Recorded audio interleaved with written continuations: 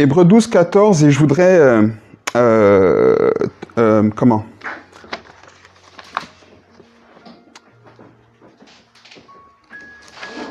compléter, terminer ce qu'on avait commencé de regarder ensemble au sujet de la sanctification la semaine dernière. On lit ici donc dans la lettre aux Hébreux, le chapitre 12, et au verset 14. Il est écrit « Recherchez la paix avec tous et la sanctification sans laquelle personne ne verra Dieu. » Amen.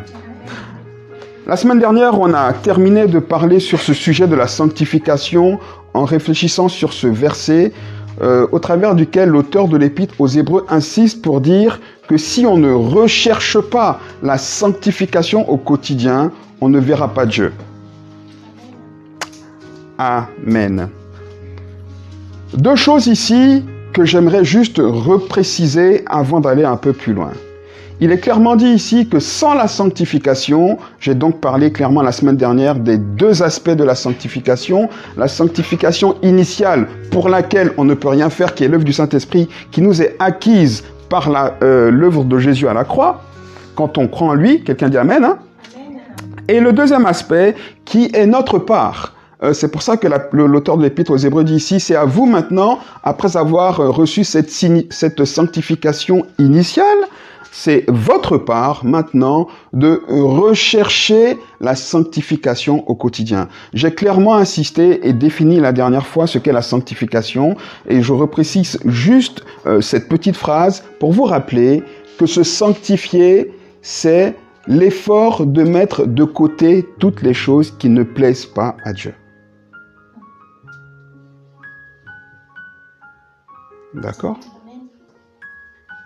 Et ici, il faut juste que je reprécise maintenant que la sanctification de l'un n'est pas nécessairement la même démarche de sanctification de l'autre.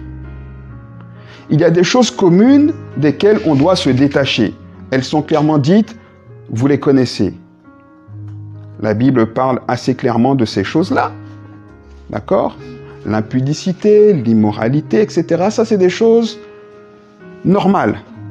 En tant que chrétien, on ne les fait pas. On ne les fait pas parce que simplement on ne veut pas les faire, mais parce qu'on comprend qu'elles ne sont pas bonnes pour nous. Amen. Par contre, on a tous, chacun, personnellement, un aspect de nos vies par lequel on doit passer pour être sanctifié, qui n'est pas forcément celui de l'autre.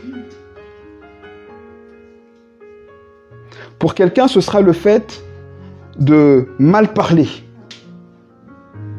Tout le monde ne parle pas mal, mais il y en a, c'est plus fort qu'eux, ils ne savent pas parler comme il faut. C'est juste... Non, il faut passer par la sanctification. Pour quelqu'un, ce sera le fait de ne penser qu'à lui. J'ai pris ces exemples-là la semaine dernière. Quelqu'un d'autre à côté sera plus sociable, généreux, etc. Et l'autre, il sera plus égoïste. Il faut passer par la sanctification pour sortir de l'égoïsme, parce que ça ne plaît pas à Dieu. Donc, on ne peut pas simplement se calquer sur l'autre pour dire « moi, je suis sanctifié ». Il faut se calquer sur le modèle qui est Christ. Amen. Et donc, vraiment, j'insiste pour vous faire comprendre et vous rappeler ici que cette marche dans la sanctification, sans laquelle personne ne verra Dieu, est un effort personnel.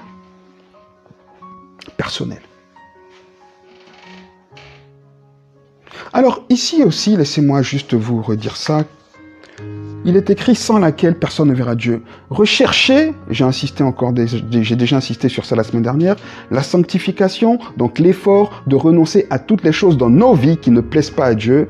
Faites l'effort, recherchez le fait de vous débarrasser de toutes les choses qui ne plaisent pas à Dieu dans vos vies, sinon vous ne verrez pas Dieu. C'est ce qu'il dit. Alors évidemment, quand on dit sans laquelle personne ne verra Dieu, on pense tout de suite au paradis. Et c'est vrai. Et c'est vrai. Pour rappel, j'aime autant vivre une vie de galère et aller au paradis. Hein. C'est l'histoire du pauvre... c'est Lazare, le pauvre Lazare. Hein. Approprions-nous-la. Alors évidemment, sans laquelle on ne verra Dieu au paradis, mais sans laquelle on ne verra simplement pas Dieu agir dans nos vies ici-bas. Est-ce qu'on a déjà pensé à ça? Ce texte-là, il dit ça. Je ne peux pas vous reprendre le contexte ici, mais quand on relit l'Épître aux Hébreux, on voit que les différents héros de la foi qui nous sont présentés au chapitre 11, la Bible dit au chapitre 11 que certains sont entrés dans les bénédictions qui leur étaient promises ici-bas sur terre. D'autres non, mais certains y sont entrés. On parle notamment d'Abraham qui a quand même vu Isaac. Il a vu la grâce de Dieu ici. Amen. Il est donc entré dans la promesse de Dieu ici. Avant il n'est pas entré dans cette promesse définitive, parce que cette promesse concernait nous tous qui sommes là aujourd'hui. Donc Abraham n'a pas vu sur terre, il n'a pas été conscient de l'impact que sa foi a eu pour l'humanité. Parce qu'on est tous aujourd'hui les enfants de papa Abraham. Mais au moins il est entré dans un aspect de la promesse parce qu'il a tenu Isaac dans ses mains. Amen ou pas? Donc il y a la notion spirituelle qui est juste, qui concerne l'éternité. Mais il y a aussi le fait que si on ne se sanctifie pas, on ne peut pas voir Dieu agir dans nos vies quotidiennes. On ne peut pas entrer dans les choses que Dieu veut pour nous. Et là encore, c'est pas parce que Dieu est méchant. C'est juste parce que la seule chose qui est sans condition, c'est le salut. Sinon, tout le reste, on a un effort à faire. Si Dieu était méchant, on ne serait pas sauvé. Pour ça, il a payé. Amen ou pas? Pour le salut, il a payé. Pour le reste, il dit, écoutez, je vous ai donné la capacité de le faire. Bougez-vous un petit peu. Et donc, sans cette sanctification, on est malheureux. Sans la recherche de cette sanctification, sans l'effort comment on dit ça, dépouiller des choses qui ne plaisent pas à Dieu, c'est la frustration. Parce que Dieu n'agit pas dans nos vies.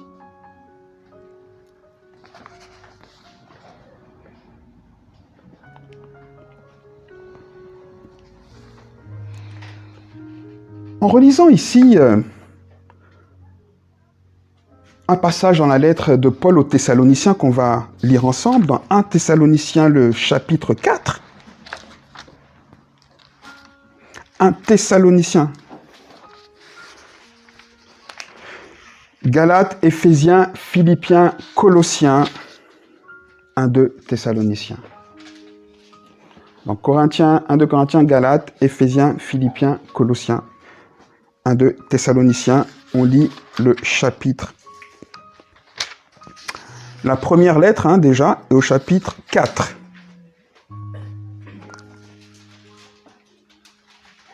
Vous y êtes?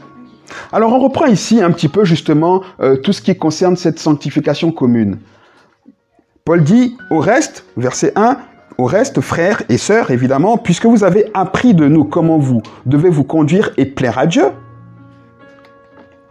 et que c'est là ce que vous faites, nous vous prions et nous vous conjurons. Vous vous rendez compte un peu, vous pesez un peu les mots que Paul utilise. Nous vous conjurons. Au nom du Seigneur Jésus, de marcher à cet égard comment? De progrès en progrès. C'est exactement ce que je suis en train de dire, non? À cause de cette sanctification initiale, je vous conjure, et c'est ce que je fais, à marcher de progrès en progrès. Vous savez en effet quels préceptes nous vous avons donnés de la part du Seigneur Jésus. Verset 3. Ce que Dieu veut. Est-ce que vous pouvez souligner ça? Ce que Dieu veut. Qui s'est déjà posé la question de savoir c'est quoi la volonté de Dieu? Dites-moi. Ouais? Et bien voilà la volonté de Dieu. Et c'est on ne peut plus clair. Oui ou non? Ce que Dieu veut. Et là, quelqu'un doit se dire, ben dis donc, waouh, je passe à côté de tout ça. Oui, c'est pour ça qu'on insiste pour mettre son nez dans la Bible. Ce que Dieu veut, c'est quoi? C'est votre sanctification. Vous vous rendez compte? Ce que Dieu veut, c'est votre sanctification. Évidemment, cela consiste, Paul dit, à ce que vous vous absteniez de l'impudicité, que chacun de vous sache posséder son corps dans la sainteté, dans l'honnêteté, sans vous livrer à une convoitise passionnée comme font les païens qui ne connaissent pas Dieu. C'est que personne n'use envers son frère de fraude et de cupidité dans les affaires, parce que le Seigneur tire vengeance de toutes ces choses, comme nous vous l'avons déjà dit et attesté. Vous avez lu avec moi. Le Seigneur tire vengeance de toutes ces choses. Pourquoi? Parce que quand on fait toutes ces choses, on vit à l'opposé de ce que Dieu veut.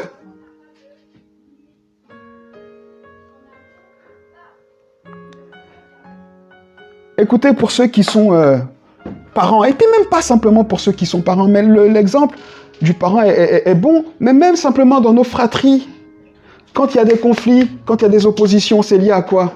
C'est lié à deux volontés différentes. Moi, le papa, je veux que ma fille se comporte comme ça, elle se rebelle, qu'est-ce qui se passe? J'en tire vengeance. C'est ce que la Bible dit. Et donc, si ma fille, qui ne fait pas ce que je veux, réclame quelque chose qu'elle veut de moi, est-ce que j'ai envie de lui donner?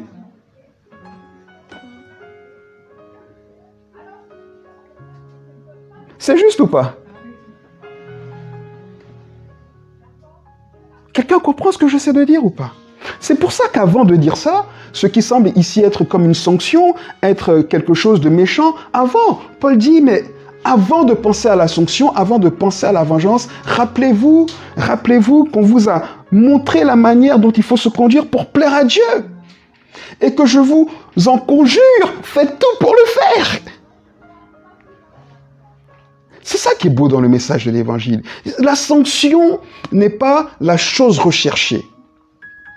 La correction, oui. Toujours Dieu veut nous corriger, pour nous faire progresser. Mais Dieu n'a pas plaisir à nous sanctionner. Moi, j'ai aucun plaisir à sanctionner mes enfants. Mais par contre, je veux les corriger parce que je veux qu'ils deviennent meilleurs. C'est pour ça que Paul dit ici, et que Dieu, au travers de Paul, nous dit, je vous en conjure. J'ai placé pour vous des choses, vous en rappelez? Il avait dit déjà, quand il parlait à Nicodème, même au jeune homme riche, on l'a vu au jeune homme riche la semaine dernière, il a dit, va et vends toutes ces choses-là et tu auras le trésor. Le trésor est déjà là. Tout ce que tu cherches, c'est là. Moi, je suis prêt. En fait, c'est pas, Dieu n'est pas maintenant en train de réfléchir, mais qu'est-ce qu'il veut, mais qu'est-ce que je pourrais lui donner? Non, non, non. Il a déjà fait en amont. Il a dit, mais ça, ce sera bon pour toi. Ça, ce sera bon pour toi. Ça, ce sera bon pour toi. Et comme dit la parole de Dieu, il met en nous le désir et le faire. Donc, on commence à avoir des désirs. On commence à avoir des désirs qui viennent de Dieu. Il dit, mais tes désirs, là, je suis prêt à te les donner, ils sont là. Mais pour pouvoir y accéder, je t'en conjure, fais ce que je veux. Marche dans la sanctification. Renonce à toutes les choses qui t'empêchent de marcher selon ma volonté.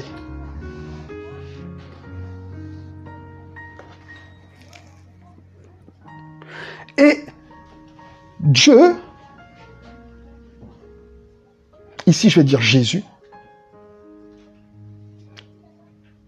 a tellement raison et tellement le droit de nous réclamer ça.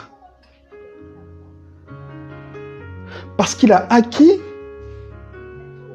au prix de sa vie, la capacité qu'on a, nous les chrétiens, de vivre dans la sanctification. Aucun païen ne peut vivre en essayant de se sanctifier, c'est pas possible. Vous le savez ça? Alors que tant qu'on vit sous le poids du péché, c'est impossible qu'on soit libre. Est-ce qu'on en est conscient? Je ne sais pas si on en est conscient. Je ne sais pas si vous savez qu'on a quelque chose de plus que l'homme lambda, qu'on aimerait lui donner, mais qu'il ne veut pas. C'est qu'on est libre du péché. On est libre du péché. On est libre du péché. Amen ou pas? On est libre du péché. Pour rappel, le péché est la source de tout le malheur qu'il y a sur cette terre. Donc si on est libre du péché, c'est mathématique. Si péché égale source de tous les malheurs, si nous on est sans péché, ça veut dire qu'on est égal à Mais ça, est-ce qu'on le comprend? C'est ça qui est bizarre. Et je dis toujours, on est comme des prisonniers. Bien sûr, qui avons passé qui avons eu de lourdes peines, qui avons passé parfois, pour beaucoup, pour certains, beaucoup de temps dans une prison. Donc évidemment, c'est quand même difficile de réapprendre à vivre quand on sort de la prison. Mais on en est sorti. Sauf que nous, parfois, on sort de la prison la journée et le soir, on vient se recoucher dans la prison. Vous savez? Comme si on n'avait pas été libéré. Et des fois même, le gardien de la prison, il dit, mais c'est bon, pars, je veux pas de toi. Il se dit, si, laisse-moi là. Je ne sais pas faire ça, sans le stress. Je ne sais pas faire ça, sans la haine. Je ne sais pas faire ça, sans le manque de pardon. Je ne sais pas faire ça. T'en étais libre, oui, mais j'en ai besoin. Et on est sous le poids de ces choses-là, qui nous bouffent, et qui nous rendent malheureux. Amen. Il faut que quelqu'un ce matin se dise, mais je suis libre du péché. Je suis plus soumis à toutes ces choses-là. C'est pour ça que Dieu dit, ce que je veux, c'est votre sanctification. Parce que quand on reste à la sanctification initiale et qu'on ne progresse pas, on ne voit pas Dieu, c'est ce qu'il a dit. Et voir Dieu, ça veut dire quoi? Ça veut dire voir concrètement des progrès dans nos vies. Voir concrètement que hier on était menteur, aujourd'hui on n'est plus menteur. Voir que hier on était anxieux, aujourd'hui on est libéré de l'anxiété. Voir que hier on était dépressif, on est libéré de la dépression. C'est ça. Voir que hier on était alcoolique, on est libéré de l'alcool. Mais est-ce que quelqu'un croit ça avec moi? Est-ce que Dieu est capable de faire ça? Le problème c'est qu'on dit oui, mais nos cœurs disent mais oui, mais bon. Regarde Jacques. Jacques, il a quand même des problèmes. Mais Jacques ne marche pas dans la progression de la sainteté. C'est pour ça que je vous en conjure. Si vous faites l'effort et vous prenez la décision de marcher, écoutez, c'est clair. La Bible dit que si on fait ça, on progresse. Il dit,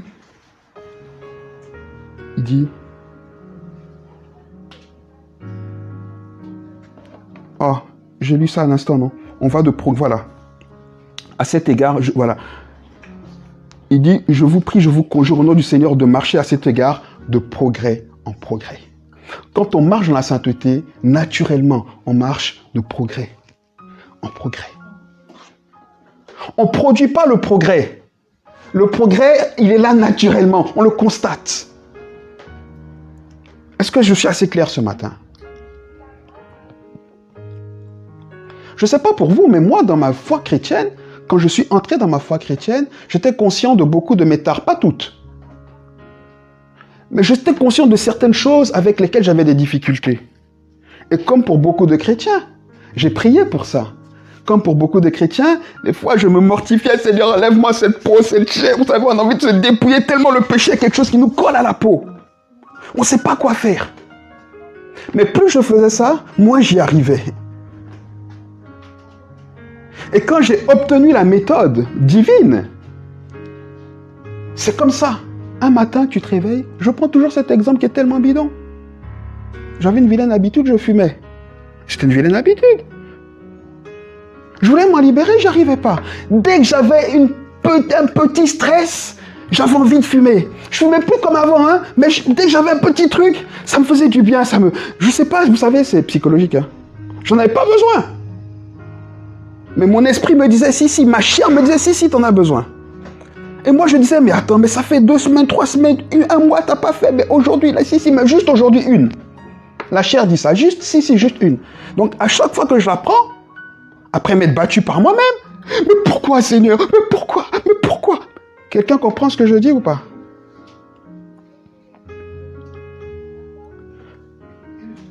Et quand j'ai commencé à marcher, je vais vous donner la méthode. Hein. Par la méthode, j'ai déjà expliqué. Un jour, je reçois un coup de fil, de mon pasteur même, je me rappelle, qui m'a stressé. Je ne vous dis pas le contenu parce que ce n'est pas important ici. Mais il m'a mis sous pression.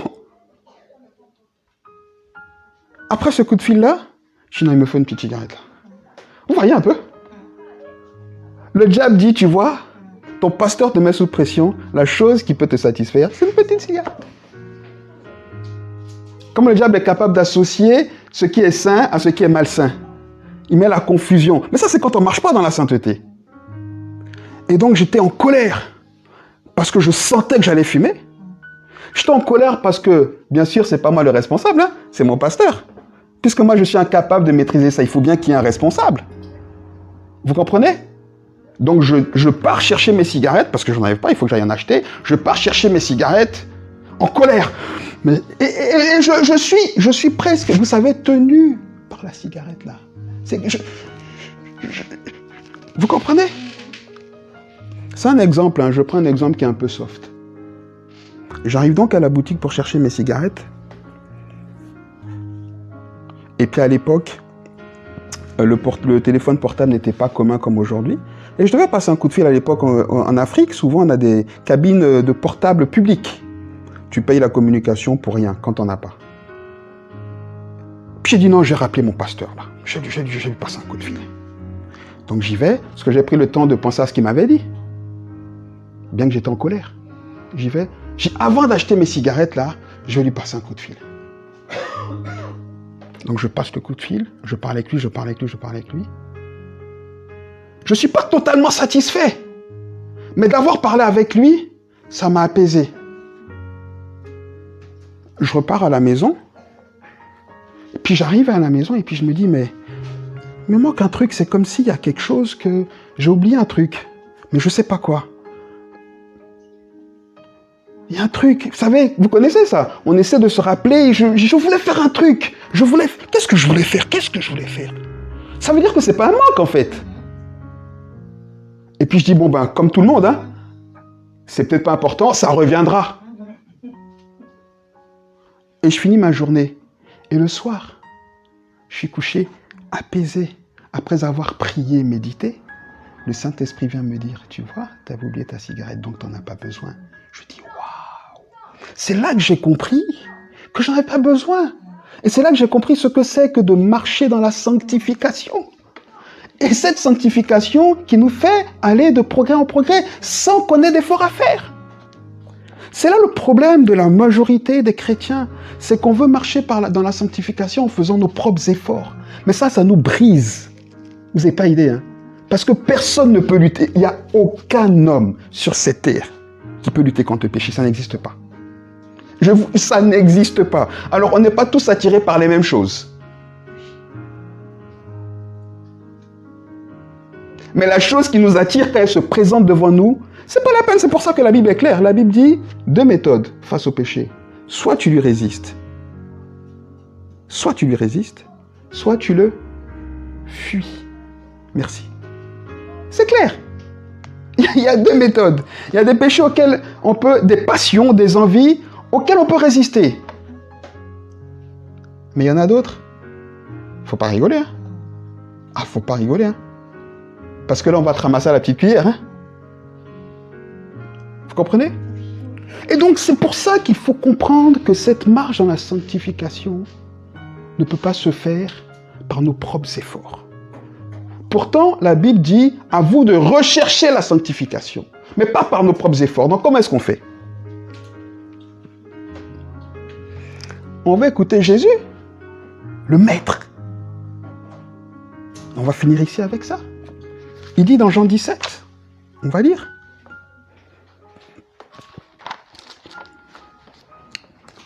Vous êtes avec moi?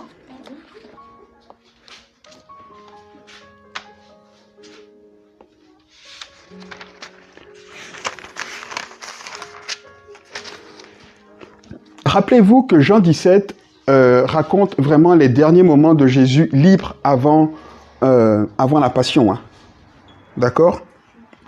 C'est vraiment les derniers moments que Jésus a avec ses disciples, parce qu'après, il va se retrouver dans le fameux jardin de Gethsémani, etc. Et puis, les événements vont très rapidement s'enchaîner, j'allais dire malheureusement, mais heureusement, parce qu'il est ressuscité. Alléluia. Alléluia. Ah, ok. Il y a des mots-clés, je vous ai déjà dit. Résurrection, ça doit être un mot-clé. C'est un mot, quand on entend, on doit sourire, dire Alléluia, Amen. Ressuscité, pour nous, c'est un mot-clé.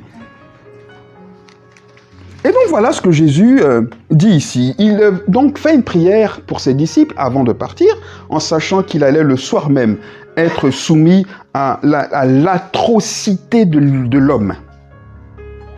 Il allait être confronté à l'homme en fait, comment l'homme est mauvais. C'est pour ça qu'on ne peut pas accepter la pensée humaniste, parce que l'humaniste dit que l'homme est bon, qu'on peut croire en l'homme. Et ça, c'est ce que la pensée, c'est ce que les politiques nous font croire. Non, mais on croit en l'homme, c'est l'homme, tout part. L'homme est mauvais. L'homme est mauvais. Ça.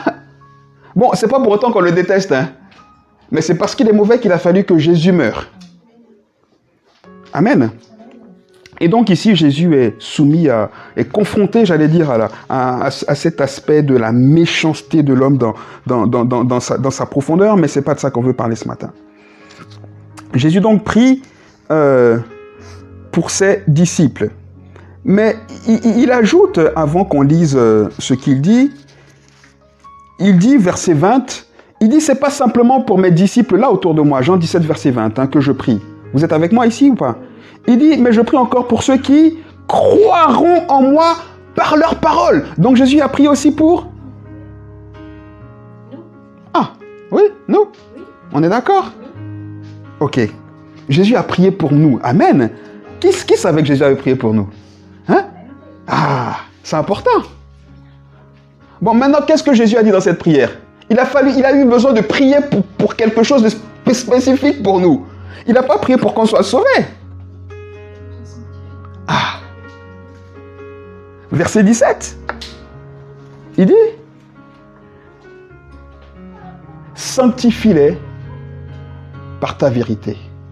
Ta parole est la vérité.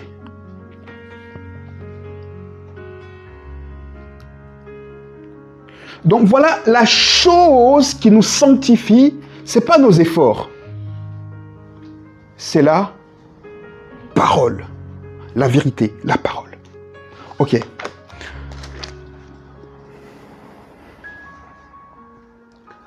Vous vous rappelez que les pharisiens étaient les maîtres dans l'art de l'effort pour être sanctifiés. Vous le savez ça? C'est les gars, eux, ils faisaient tous leurs efforts pour être sanctifiés. Et d'ailleurs, il est dit que plus un pharisien avait de franges dans sa robe, plus c'était un saint. C'est pour ça qu'il y en a un qui prie. Il dit, mais regarde-moi Dieu, comment je suis bon. Moi, je fais tout bien. Moi, regarde-moi, je suis un gars bien. Prends pitié des autres. Vous connaissez cette histoire dans la Bible? À côté de lui, il y a un pauvre pécheur qui dit, Seigneur, pardonne-moi mes péchés. Le pharisien dit, mes pauvres petits pécheurs.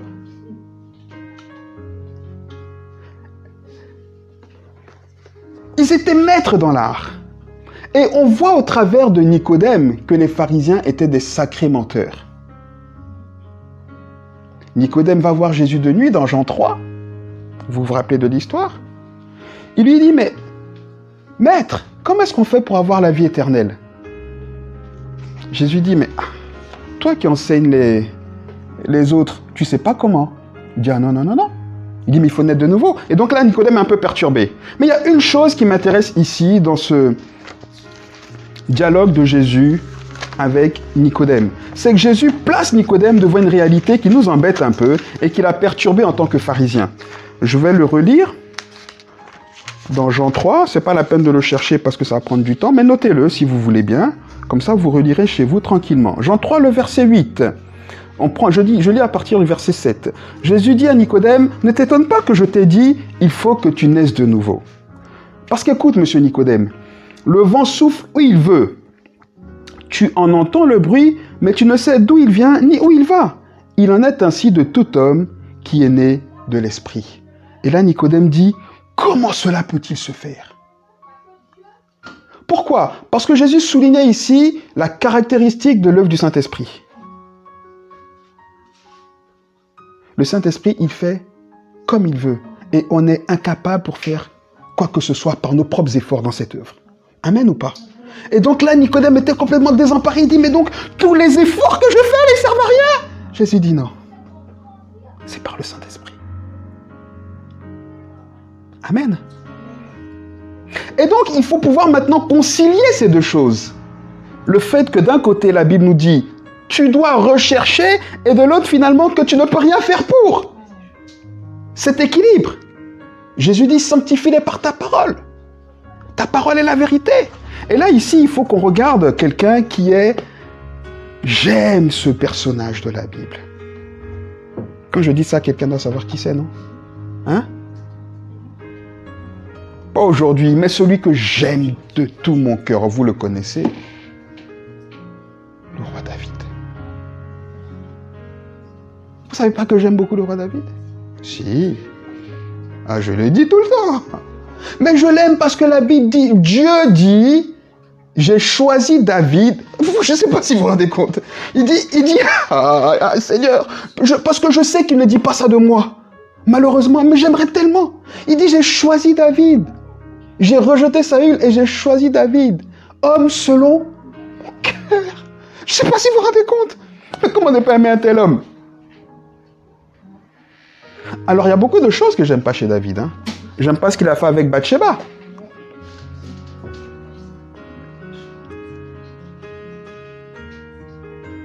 Mais par contre, j'aime tout ce qu'il fait de spirituel. Et c'est à cause de ça que Dieu dit qu'il est l'homme selon le cœur de Dieu, qu'il est l'homme selon son cœur. On parle de la clé de David dans l'Apocalypse. Tout ça. David est pour nous un personnage clé. Et j'aime encore le dire que même nous, jusqu'aujourd'hui, même nous, on lit la Bible et on parle de Jésus en disant « fils de David ». Au même niveau que fils de Dieu, presque. Fils de David. Ok. On va donc écouter David. Parce que David, quand bien même il n'avait pas avec lui l'œuvre de la sanctification initiale, on est d'accord, parce que Jésus n'était pas encore arrivé. Il fallait que Jésus soit venu, mort, ressuscité, que le Saint-Esprit soit envoyé pour être sanctifié initialement. C'est ça la nouvelle naissance. Mais David n'avait pas ça. Mais David, sans la nouvelle naissance, se sanctifiait déjà. Et là, quelqu'un doit se dire, mais dis donc, moi, j'ai le Saint-Esprit en moi, et j'arrive pas à me sanctifier, alors que David, qui avait le Saint-Esprit uniquement sur lui, mais pas en lui, se sanctifiait. Amen ou pas? Quelqu'un avec moi? David se sanctifiait. Relisez le psaume 51, qui est pour moi un des plus magnifiques. David, quand Dieu le reprend, il dit, mais si tu veux reprendre la royauté, je m'en fous de la royauté. Être le boss, je m'en fous. Mais ce que je veux par-dessus tout, ne me rejette pas loin de toi. Ne m'enlève pas ton Saint-Esprit. Vous comprenez un peu? Tout ce que nous, on essaie de garder, qui nous empêche justement de marcher dans la sanctification. David dit, mais tout ça, prends. La seule chose qui m'intéresse, c'est ta présence. Comment est-ce qu'il va pas être selon le cœur de Dieu? Quelqu'un qui n'avait pas la sanctification initiale. Et toi, tu l'as. Toi, tu l'as. David ne pouvait pas compter sur le Saint-Esprit comme présence intérieure au quotidien. Et nous, on peut. Mais quand même, il se sanctifiait. Alléluia. Regardez un petit peu pour finir ce que David dit au psaume 119. Qui l'a déjà lu ce psaume? Ah, ok. Ok, Dieu vous bénisse, parce que je vous l'ai dit de le lire. Hein. Relisez-le encore un petit coup. Hein. Il est long, mais relisez-le. Psaume 119. Il faut le relire. Amen ou pas?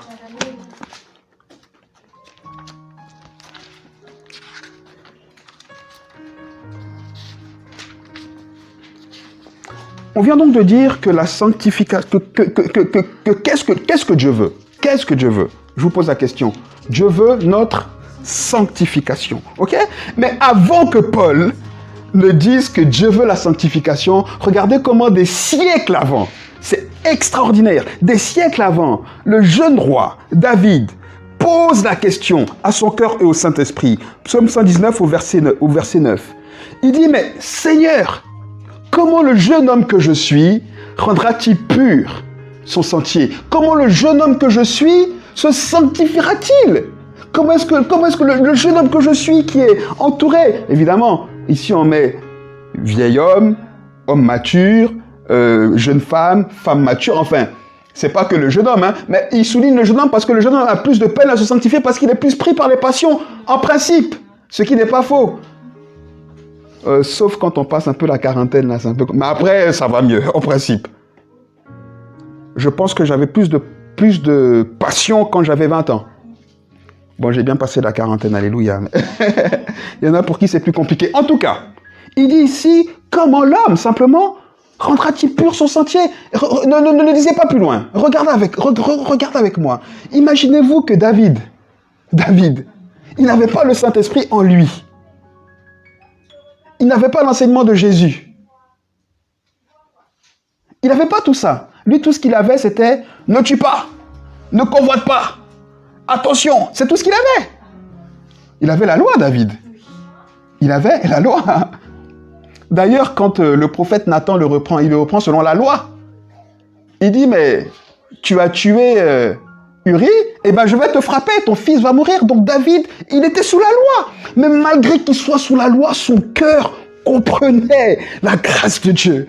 Il dit, Seigneur, c'est pas possible que tu m'aies créé pour que je lutte contre le péché comme ça. Je suis sûr que tu as prévu quelque chose pour que je sois libre du péché, pour que je puisse marcher sans être soumis par le péché. Mais révèle-moi ce secret. Voyez, regardez l'intention, le cœur de David. Regardez le cœur de David. C'est pour ça que Dieu dit, il est l'homme selon son cœur. Comment est-ce qu'il cherchait Dieu?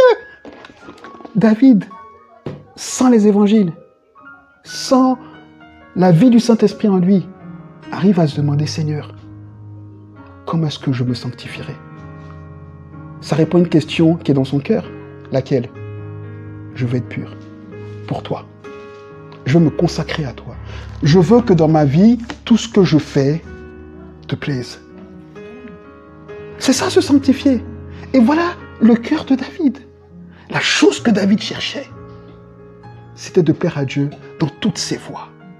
Il dit, comment le jeune homme rendra-t-il pur son sentier, ses voies, sa vie? Amen ou pas?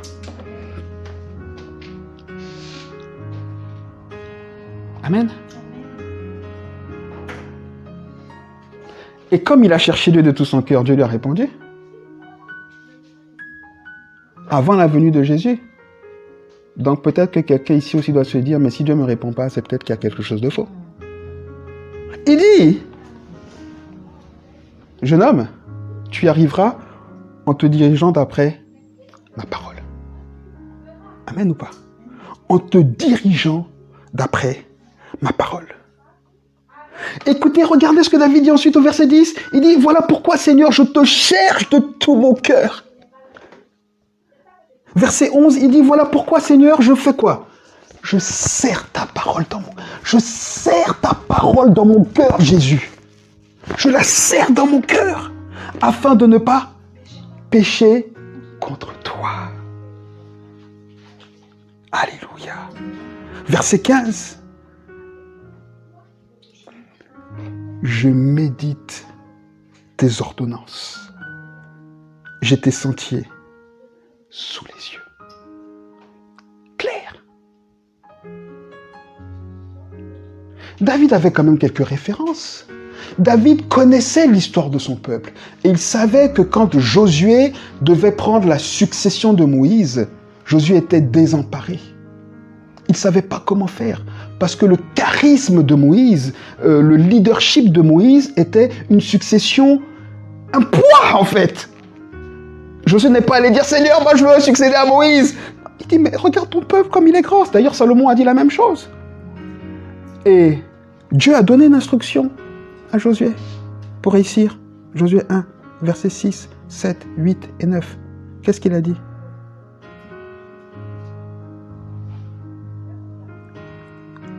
Que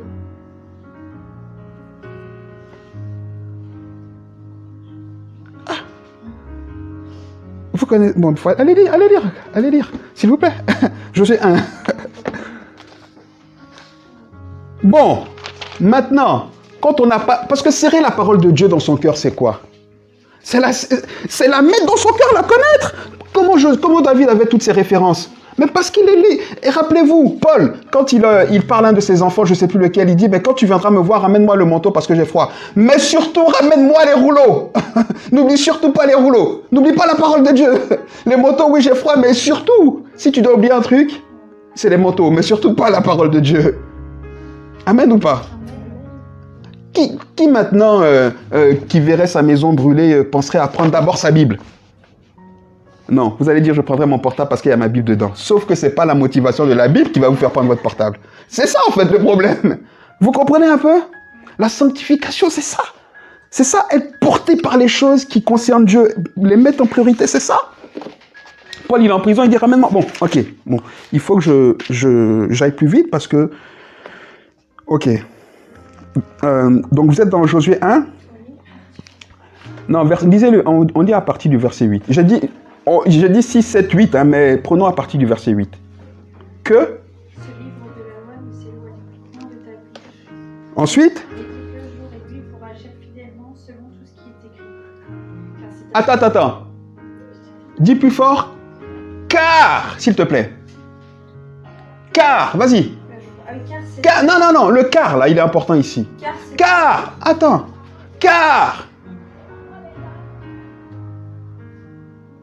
Conjonction de coordination. Lis deux pensées. Oui ou non? Lis deux pensées pour expliquer la conséquence de la première. N'est-ce pas?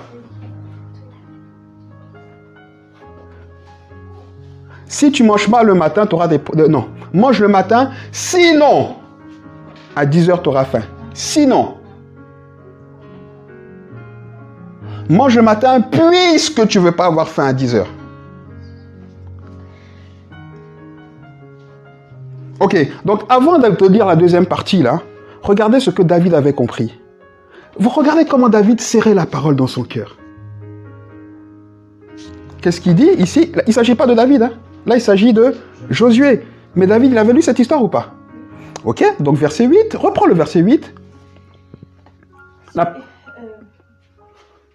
Que ce livre de la loi ne s'éloigne point de ta bouche, médite-le jour et nuit pour agir fidèlement selon tout ce qui est écrit. Ça, c'est la première pensée.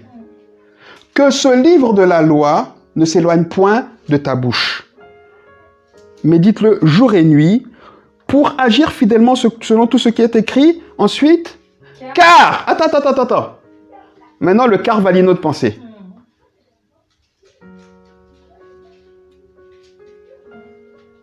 Travaille dur, sinon tu ne réussiras pas. Travaille dur, car alors tu réussiras. On n'a pas besoin de nous le dire 10 fois, ça. Hein? Ok, qu'est-ce qu'il dit? Car alors? C'est alors que tu auras du succès dans tes entreprises, c'est alors que tu réussiras.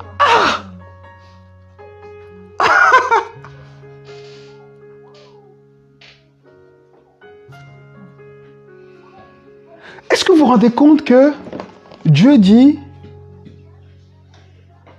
Dieu pose une seule condition.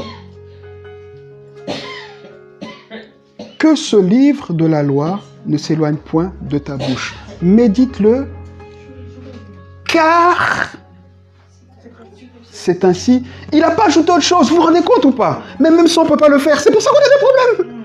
La sanctification, Jésus a dit quoi? Sanctifie-les par ta parole, car ta parole est là. Vérité. David nous donne ici le moyen. Il dit quoi? Comment le jeune homme se rendra-t-il pur? Comment? En méditant ta parole. On l'a lu, oui ou non? Pareil, Josué, médite le jour et nuit, car alors tu auras du succès. Amen ou pas? Amen. Écoutez, David, il m'a donné cette clé. À moi, et je veux vous la donner. L'histoire de la cigarette, là, j'ai pris peut-être la plus sobre. Mais il y en a plein d'autres, hein, plein de choses avec lesquelles, et même aujourd'hui, ça marche encore. Hein.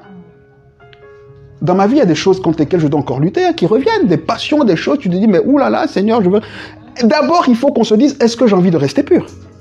Est-ce que déjà c'est une motivation? Parce que quand on se livre aux passions, c'est parce qu'on n'a juste pas envie de rester pur. Parce que quand c'est une motivation, on se donne les moyens. Et parfois, ça m'arrive encore parce que c'est le principe de marche de la foi de tous les hommes et de toutes les femmes. Une fois qu'on a progressé dans la foi, l'attaque du diable, l'attaque de la chair, les assauts de la chair sont plus violents. Ah oui, parce qu'on ne fait pas des exercices de 6e en 3e. N'est-ce pas? Ah oui. Le théorème de Thalès, c'est 4e, je crois, si je dis hein, on ne le fait pas en CM2. C'est plus compliqué. Ok. Et donc, forcément, comme les assauts sont plus compliqués, on est un peu déstabilisé. On n'a pas tout de suite le réflexe de prendre les méthodes qu'on a acquises en 6e, 5e, alors qu'on nous les a apprises pour les mettre en pratique quand on aura des problèmes, vous comprenez? Et donc, on revient parfois très bas, très bas, très bas. Et donc, qu'est-ce qui doit se passer ici? on doit faire comme David. Retourner à la parole. Parce que quand c'est comme ça, la première réaction qu'on a en vie, c'est quoi? C'est le pharisianisme. Mais moi, je suis saint. Tu as vu toutes ces années pendant lesquelles j'ai marché dans la sainteté, je peux y arriver. Mais si on fait ça, le diable il va nous attendre là-bas devant, il n'est pas pressé. Hein. Il n'est pas pressé. Lui, il court de loin et puis il glisse. Et un coup, croche pas toi, je suis tombé. Ah oui, tu m'as pas vu venir. Hein. Lui, il n'est pas pressé. Pourquoi? Parce qu'on ne peut pas, par nos propres efforts, produire la sanctification. C'est pas possible. On ne peut même pas avoir envie d'être sanctifié sans la sanctification initiale. C'est pourquoi les païens n'ont pas envie d'être sanctifiés. Ils n'ont pas envie d'être sanctifiés. Ils n'ont pas envie. Tu m'arrêtes de fumer, arrête de boire. Écoute, il faut bien mourir de quelque chose dans la vie. Hein. Oui, mais t'as une cirrhose de foie. Voilà, je mourrai de cirrhose de foie. C'est pour ça que la Bible dit, ils sont insensés. T'as pas envie d'être sanctifié. Tu sais que la chose te fait du mal. Mais comme elle est plus forte que toi, t'as pas envie de la laisser. Alors que nous, par la sanctification initiale, on a le désir. Maintenant, il faut nourrir ce désir. Donc notre part à nous se résume à obéir à ce que Dieu a dit à Josué. Notre part à nous, à faire ce que David a fait, c'est serrer la parole dans notre cœur. Et j'insiste ici encore, donnez-moi quelques minutes, pour dire que il s'agit de la méditation, pas la lecture de la parole, pas la prière. La méditation, c'est lire et prier les deux en même temps. La méditation, c'est prendre le temps de discuter avec Dieu et d'entendre Dieu. C'est de se poser devant le texte biblique pour dire, ok Seigneur, comme David, mais Seigneur, comment je vais rendre pur mes sentiers? Qu'est-ce que tu as prévu? Et le Seigneur nous conduit dans sa parole. Et on commence à lire, on dit, ah oui, donc Josué aussi. Donc Josué, donc c'est ce que tu veux pour moi, Seigneur. C'est ça la méditation. C'est pas simplement lire l'histoire d'Élie. Un jour, Élie alla à, je sais pas où, à Gilgal. Il y vit, je dis n'importe quoi là parce que j'ai plus exactement, mais il y vit une veuve et il lui donna, waouh, ce qu'il dit, il a fait un beau miracle, waouh, magnifique le miracle. Et puis ça nous apporte quoi? Qu'est-ce que le miracle il veut dire pour nous? Qu'est-ce que l'attitude d'Élie nous donne? Qu'est-ce que Dieu... voilà, on est là, on lit, oui, et on sait une histoire. Je connais des paquets d'histoires.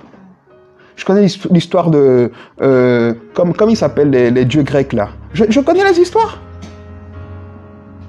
De la mythologie, là. Je connais les histoires. Voilà, Zeus, Héraclès... je peux vous dire qui ils sont, hein. Mais ça m'apporte rien. C'est des histoires. Mais si on lit la Bible comme ça, on ne peut pas donner au Saint-Esprit de produire la sainteté. C'est ça. Et c'est pour ça que là, on a des problèmes de progrès dans la sainteté quand on ne fait que lire. Et quand on ne fait que prier. Là aussi, il y a un problème. Parce que tu pries sur quelle base? Tu ne connais pas la parole de Dieu, tu pries. En fait, tu pries, tu parles à Dieu, Seigneur, oui, mais tu as promis. Mais j'ai promis quoi? Tu as promis que oui, mais où c'est? Où? Ça, c'est l'histoire des gens. Je vais prier pour toutes les femmes qui veulent un bébé, et puis tu vois des hommes qui arrivent. Mais je dis les femmes mais tu es fou, quoi. Oui, mais comme tu vas prier pour la guérison. Non, j'ai pas dit ça. On force la main de Dieu. J'ai des amis avec lesquels j'ai grandi dans la foi. C'était des hommes de prière. Je dis des hommes parce que je connais généralement des hommes. C'est des gars, tu pries avec eux. Des fois, même moi, j'en avais un peu marre. J'étais lassé. Parce qu'il peut prier pendant 5 heures. Il est là, il prie. Tu dis, mais hey, guy, il prie. Mais leur vie, elle sentait mauvais. C'est pourquoi? Parce qu'il n'y a pas de place pour la parole. Donc, prier. Ça sert à rien. Lire la parole, ça sert à rien. C'est les deux ensemble, l'effort qu'on doit faire. C'est ça notre part. Pour nous, l'effort, c'est méditer la parole. Donner du temps à Dieu. Et plus on a envie que Dieu nous parle, plus on lui donnera du temps. Regardez, vous imaginez le psaume 119, 150 versets, le temps que ça a pris à David pour entendre Dieu pour l'écrire? Vous imaginez ou pas? C'est des heures de méditation, hein? 150 versets? Que des révélations. Ta parole est une lampe à mes pieds, une lumière sur moi. Que des révélations. Vous pensez qu'il a fait ça en 30 minutes? Non, il avait des questions. Il était comme Jacob. Il était se battre contre Dieu toute la nuit. Je ne partirai pas tant que tu ne m'as pas répondu. Mais si nous on commence et puis on a un os et puis Dieu répond pas, mais on est quand même bloqué avec l'os et puis on dit bon ben j'y arrive pas et puis il y a les tactiques. Ouh, danse avec les stars, ça me détend ça. Ouais. C'est ça le problème. Et la Bible dit, c'est clair. Si tu médites, qu'est-ce qui est écrit? Car alors, le succès arrive. La marche dans la sanctification, elle est là. En fait, un matin, tu dis, waouh, mais j'ai plus ces pensées. Mais j'ai plus envie de faire ce que j'avais envie. Je suis plus attiré par ça. Quelqu'un te parle bizarrement, toi qui avais tendance à réagir, tu laisses passer, tu dis, waouh, c'est moi qui n'ai rien dit. Ou alors quelqu'un te dit, mais t'as rien dit. Tu dis, ah ouais. Parce que tu marches dans la sanctification. Parce que la parole qui est de Dieu dans notre cœur, quand elle est arrosée par le Saint-Esprit, elle produit en nous le vouloir et le faire du Saint-Esprit. C'est ça. C'est tellement simple, les amis. Et on en vit tellement mieux. Croyez-moi. Quelqu'un avec moi ce matin ou pas? Est-ce que ça fait du bien à quelqu'un ce matin? Ok. Je vais m'arrêter là. N'oubliez pas, et c'est mon mot de conclusion, qu'on a parlé de toutes ces choses en remettant en exergue le verset 14 du livre des Hébreux au chapitre 12, qui dit « Faites tous vos efforts pour vivre une vie de plus en plus sainte, ou alors marchez dans la sanctification. Faites vos efforts pour marcher dans la sanctification. Sanctification sans laquelle personne ne verra Dieu. » Sanctification sans laquelle personne ne verra Dieu dans son paradis. C'est quand même ballot d'avoir chanté Dieu Tout-Puissant comme mon cœur considère de ne pas voir Dieu à la fin. Hein? N'est-ce pas?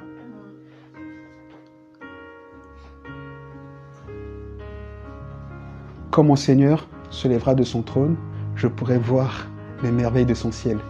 Si on l'a chanté et qu'on n'y accède pas, c'est quand même ballot. Hein? Donc ça, c'est une réalité, mais en même temps, on pourra le voir comment? Dans nos vies quotidiennes. C'était vrai pour Moïse. Il n'avait pas le Saint-Esprit en eux. C'était vrai pour Abraham. Même Joseph, il a galéré, il a médité la parole. Le Saint-Esprit était le chercher en prison. Du jour au lendemain, il était prisonnier. Du jour au lendemain, il s'est retrouvé premier ministre du royaume le plus puissant. Qui peut faire ça? Qui peut faire ça? Et ce Dieu-là n'est pas capable de nous sortir de nos galères? Comme ça? Comme ça? Il peut. Sauf qu'il dit que ce livre de la loi, laissez-le point de ta bouche. Médite-le, jour et nuit. N'est-ce pas? Pour t'appliquer à obéir à ce qu'il te demande de faire. Et alors? Est-ce qu'on veut prier? Amen.